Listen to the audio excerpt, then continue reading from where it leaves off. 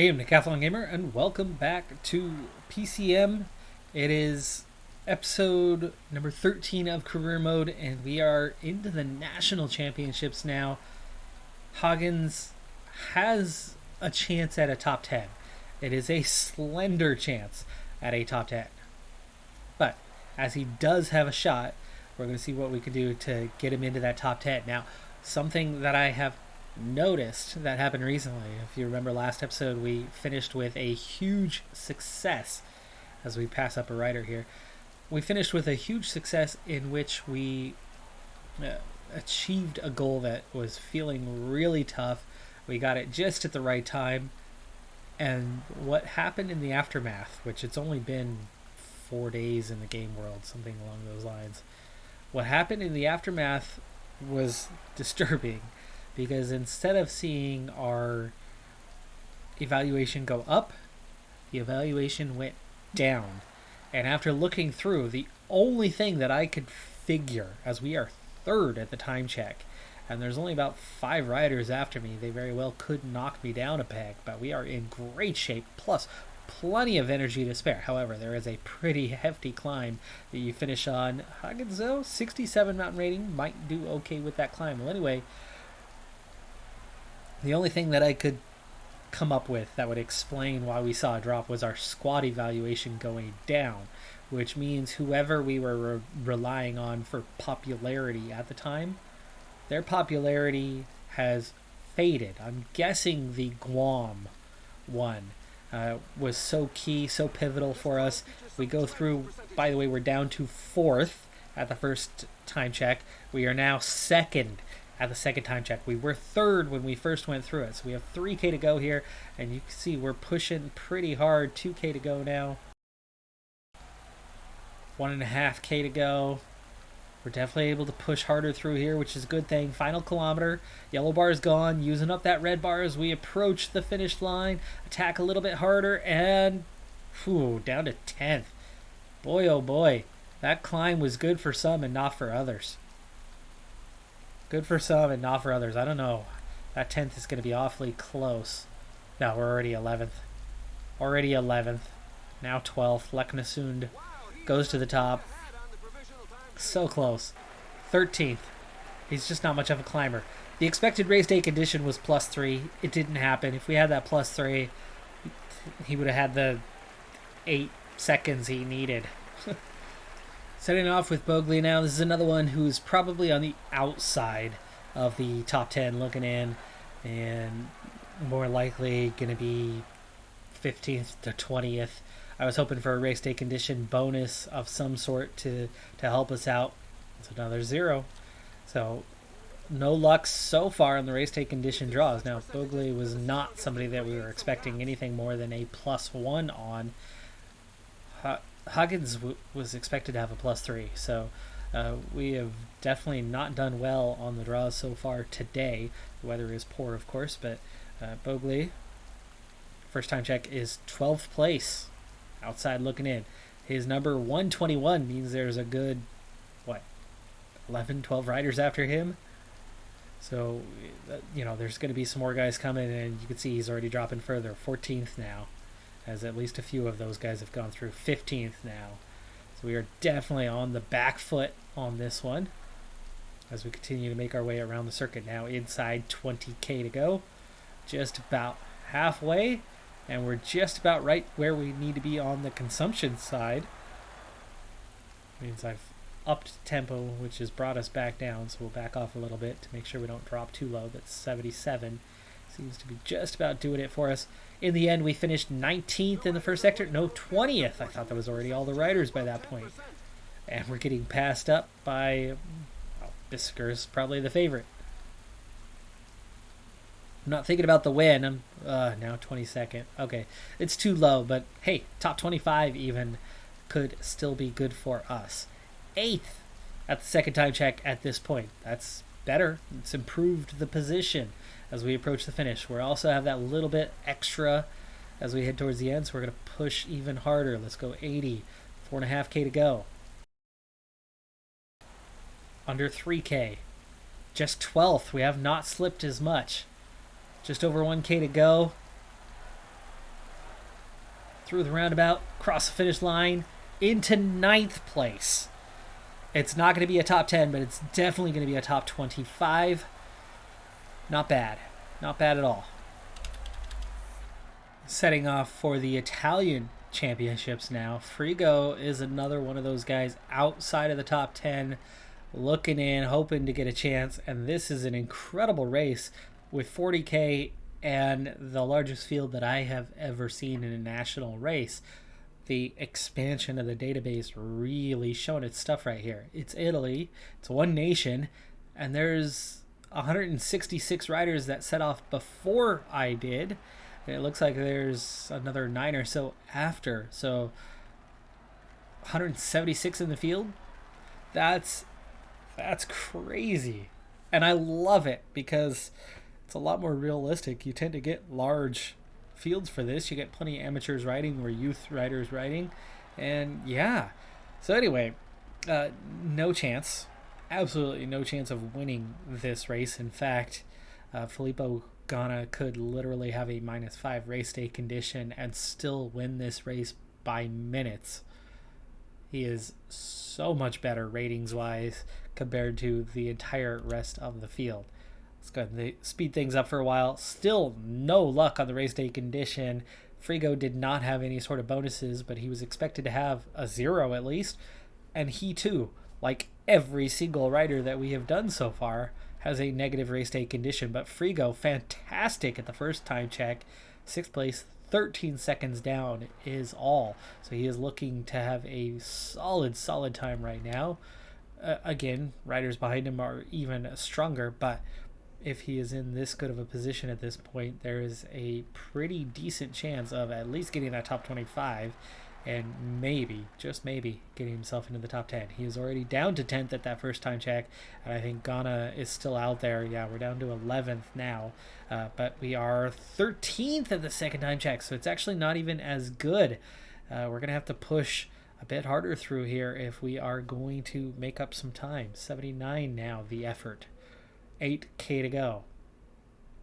I think we can afford to push to an 80. There's still a little bit of downhill through here.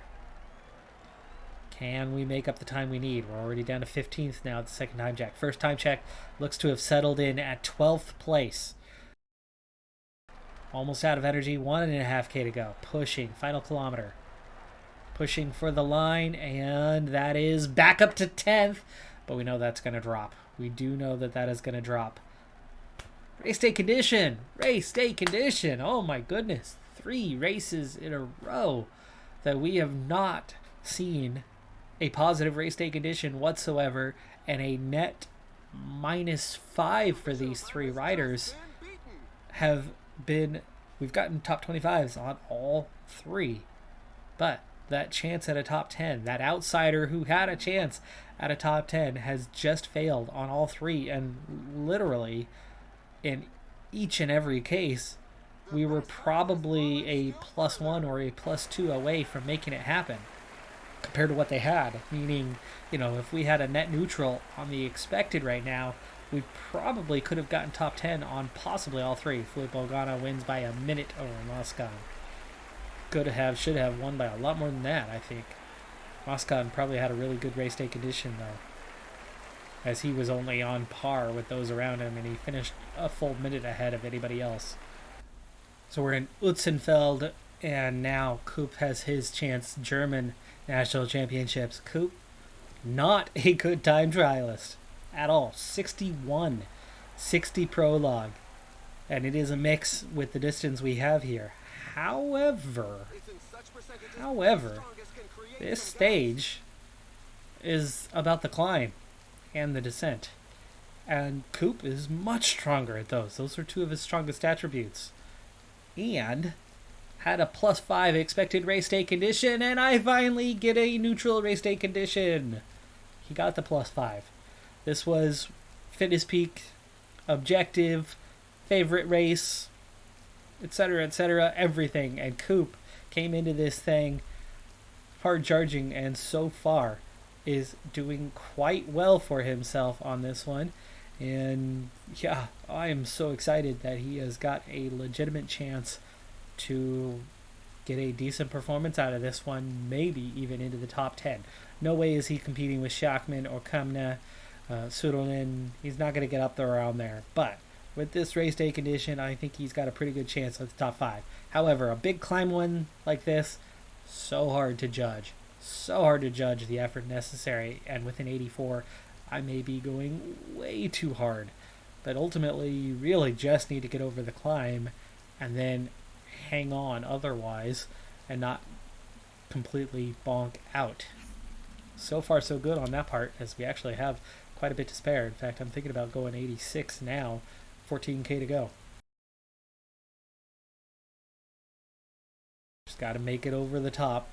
That little bit something left. Over the top, little bit something left. 3rd place right now. Oh, just bonked out a little bit, though. Just bonked out. We're not going to get any of that back, are we? But it's all descending from here, so just straight 99. There's going to be that little bit. He's going to lose a few seconds at the bottom, but we did make it over the top with that energy, and he's not going to lose much time. This is where he's going to lose just a little bit. 500 meters to go. 2nd place! Oh, wow. Oh, that is definitely going to be a top 10. Coop, same time as Kamna, but across the line ahead of him, just barely beating him apparently by 10ths of a second. Geshka is definitely a contender. He is 4th. Same time, but also just ahead. So 3 guys within the same second. Brenner goes top. That's off the podium, but it's still a top 5. Steinhauser now. He goes 3rd. It's down to 5th. Engelhardt. 3rd, down to 6th, but it is going to be a top 10. It is a top 10. Bookman, top of the charts. He's the final rider. We got a top 10. We got a top 10. 4, 5, 6, 7, 8 on identical times. Wow. Love to see this flip somehow and change to being a top 5. But what a run by Coop. Wow. Wow. It doesn't.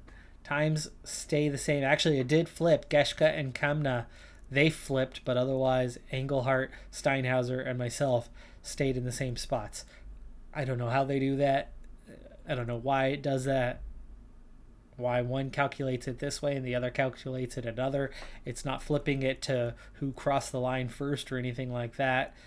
Kamna was first to cross the line, then myself, then Geshka, then Steinhauser, then Engelhardt, so it wasn't that. And if it was calculating by 10ths of a second, why is it changing from there to here? Don't ask me how they decide that. It's not alphabetical either. But it's top 10. Equal on time for 4th place. And we do get the top 10. Great result. That's going to be a boost. That is going to be a boost to the sponsor confidence because we have not seen anything so far throughout the day yet that is pushing us in that direction. Yes, so that's the first one to show up. We are Continental Pro now, so those top 25s don't mean anything anymore. As you move up division to division, the threshold for what the sponsor cares about goes up. Before, top 25 would have been enough to get a little pat on the back of like, hey, good job, top 25 in your national race. Good for you. Now it's top 10. So those top 25s that we were pulling in the previous races meant nothing. Coop, Mr. 61 time trial, just got a top 10 because of the climbing. But even then, he's only a 71 in that department. So, yeah, good on him. It's only 1 plus, but it is definitely pushing us a little bit further up. This is about where we were, by the way, previously. And then, it's that squad evaluation that seems to have gone down. Results is top notch. As we set off with Ponamar, another negative race day condition draw. Yeah, even with a +3. +4 was his expected. But regardless, let's see if we can get another result. I think we are on par to get that top 10. In fact, I think we could get a top 5 today, if not better. Let's see if we can pull that off. Now, Padun is the heavy favorite for this race, similar to Filippo Ganna being way ahead of everybody else. But after that, Ukraine, it falls off, and Panama is actually one of the favorites. Let me throw some information at you. First off, it is sweltering. No, not out here. It's pouring down rain. Out here, it's sweltering. It's 98 degrees Fahrenheit, which is, what is that, 37 almost Celsius? It's quite warm.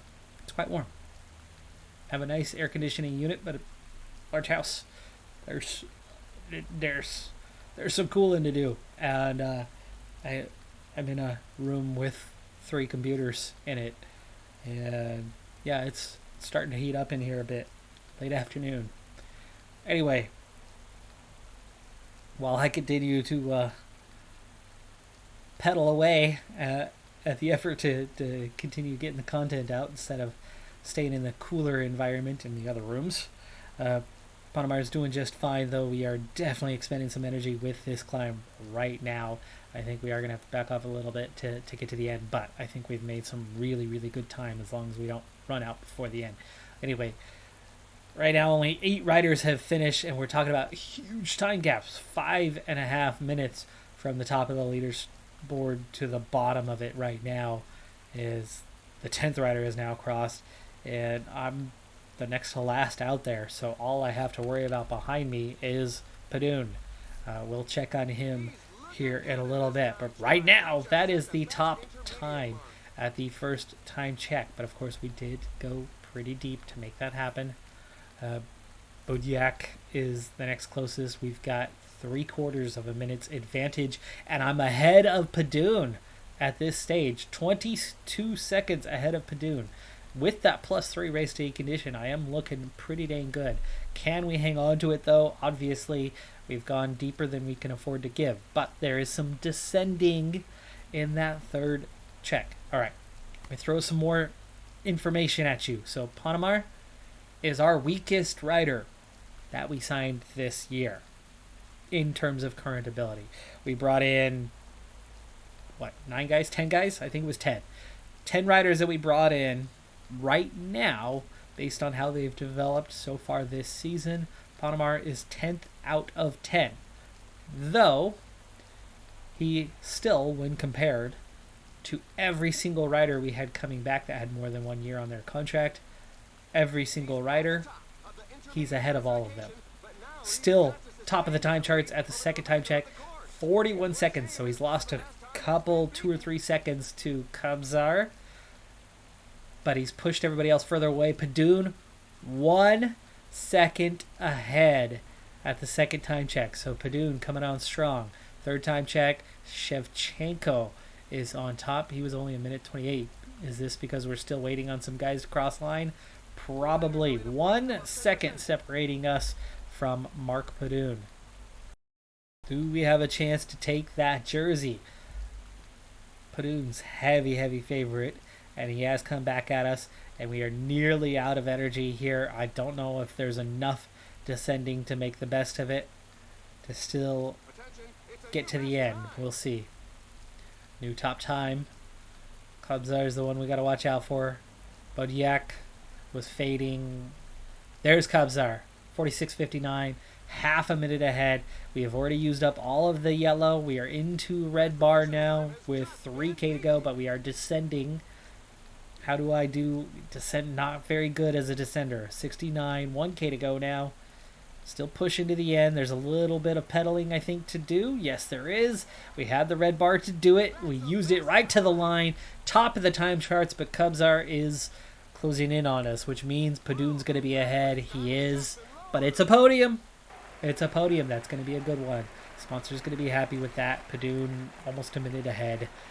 No surprise. He was too good. But Panama, that was well balanced. We got almost to the end. It would have been nice to be able to still push.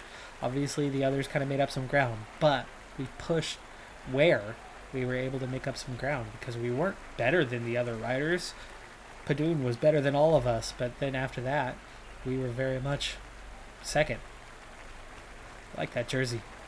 Nearly picked that team, by the way. Nearly. It was my second pick in the end before I picked the Eurocycling trips. But yeah, second. Great result. Podium, that should look good. Yeah, there's that sponsor confidence rising. See how it looks tomorrow, but there's a double plus for that top 3. Really happy with that one. These national championships are really important because despite the results we were getting, because of the lack of popularity of riders, we've had a hard time keeping that sponsor confidence high enough. This was a big boost. Guam, still another opportunity there as well. Huge surprise! Last year we had 5 riders in the race for the Guam National Championships. This year, at least for the individual time trial, just 2. My guys, Martin, Oingering. I think does one of them have a contract beyond this season? End of contract is 2024 for Oingering. Martin is 2023. I want Oingering to claim the victory. We're going to let Martin sit this one out and Oingering go and claim it all by himself. I'm going to quick sim because there's no reason to do anything otherwise. This is a day later than all those races, so we are going to claim the championship here, and that's obviously going to be a big boost. Sponsor is going to be very happy with that one, and Oingering will wear the jersey another year. What's going to happen, though, with Guam riders in the future? I don't know. We'll find out. We'll obviously be looking to sign somebody new once Oingering's contract expires. Literally anyone is going to be acceptable because the sponsor is going to care immensely. So no matter how bad they are, no matter how much they are only a domestique for the team, they will still be an important cog to the machine that is our team going forward. That is going to do it for this episode, though. I think this is going to be a big boost for us, so I'll be happy to have this one play out. Hopefully it does turn out that it's just the 2 guys, well, 1 guy in the race, and that's the only result. Yes, it is, so there's a win for Oingering. No surprise entry that wasn't listed. I add those surprise entries sometime, but I've never seen the AI do it, and that continues to be the case for this one. Next up for us is going to be the road races. Not going to be as important as we've gotten 2 very, very key results now, but we'll still partake in some of those. Also, as I thought about it, the time trial is where it's at for me. The time trial is definitely where it's at. Here's why. It's the individual against clock. With the rule set that we are playing by for this series, I can only have 1 rider per nation. Now, I know we still have 2 nations left where I have 2 riders, but those guys have those expiring contracts and we will be fulfilling the terms. 1 rider per nation. Okay, well, that complicates things, doesn't it? Complicates things a lot in the road race. But in the individual time trial, 1 rider against the clock. I need to find myself a couple good time trialists to add to this team for sure, long term. That does it for this episode, though. I'm Decathlon Gamer. Like, comment, subscribe. I'll see you next time. Have a good one. Be safe out there. Bye for now.